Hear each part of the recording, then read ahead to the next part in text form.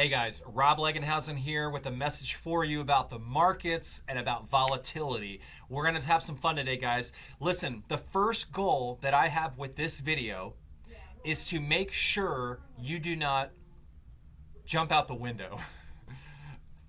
If you're still with me at this point in the video, I was successful with my first goal and you did not jump out the window. So thank you very much for staying the course with me over these prior 30 seconds. Guys, in all seriousness, this is a scary time right here. I'm not going to sugarcoat it. You know, I'm very much an optimist. I'm very much a believer in the fortitude of the U.S. economy, in the spirit of the United States. And so I'm not concerned longer term whatsoever. Shorter term, I'm a little bit concerned. Listen, we've been through trade wars before. You don't have to go that far back and look at the first Trump administration. This time is a little bit different. They say history doesn't always repeat, but it rhymes.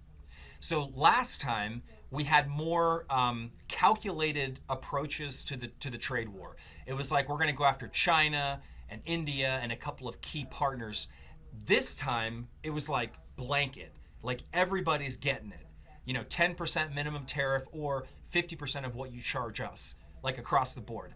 That, you know, very controversial move. The way, you know, I think most people agree we probably need to renegotiate, you know, the trading gaps, the deficits, the tariffs, all that. Yes, but to do it the way that it's being done right now, I don't know. History will tell us.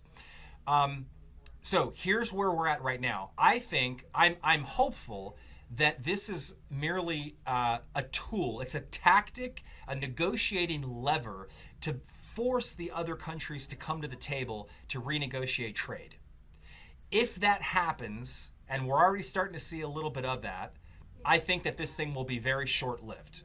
I think we're going to get through it. I think we hit a bottom, markets rally, and then I think the rest of the year is actually positive. That's option one. Option two is it doesn't bring people to the table. They kind of dig their heels in the sand and they say, okay, retaliatory tariffs, boom, boom, boom. And then it's like kind of a stalemate. And it's going to almost be like a game of chicken. You know, like who's going to budge first? They say we're in a better position than most of these other countries as far as like a trade war goes. But it's going to be like, you know, hey, who's going to crack first type thing. If that happens, I think it's highly likely we go into a mild recession this year. And I think that you'll see the Fed start to lower rates in order to like stimulate the economy. And I think by the end of the year, we hit some kind of bottom, market finds equilibrium, and then next year very positive, and then moving forward. Very similar to the Reagan era. You know, 1980, Reagan came in, had runaway inflation. There was a Fed chair named Paul Volcker, and Reagan and Volcker said, hey, we're going to raise interest rates until we get this inflation down, even if we go into a recession. And that's kind of like what is happening right now. It's not, you know, it's not so much like inflation and interest rates. It's more, you know, deficits and trade wars, but very similar, you know. And then, so if we do go into a recession in spite of this, then I think, again, you'll have the Fed come in, lower rates, maybe Treasury prints more money, and they kind of, you know, financially engineer us out of it. And then, you know, we're good again. But similar to Reagan put us in a recession in 1981. Because of, you know, the inflation and the rates going up. And so we went into a recession. Everybody said, oh my gosh, this guy is like gonna, you know, what he's doing is no good. All the cuts, you know, this is not good. Beefing up the military, we can't afford it. But once the policy had time to take effect, we got through that mild recession. And then 82, 83, the market boomed and the rest was history. And I'm hopeful that this plays out like that. You know, again, they say history doesn't repeat, but it rhymes. And if you've been doing this long enough, I've been doing this now 19 years, and I've been through recessions, wars, pandemics, booms, busts, geopolitical stuff, technological disruptions, all kinds of things. You know, we've seen it. We know, like, there's always something going on.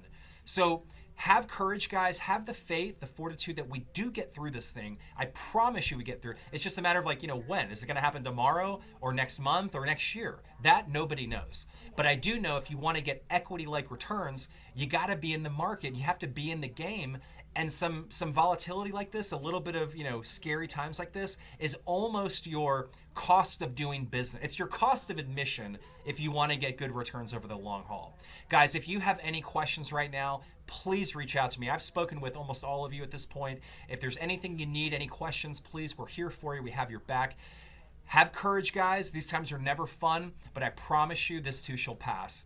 Take care, be well, and we'll talk to you soon. So long.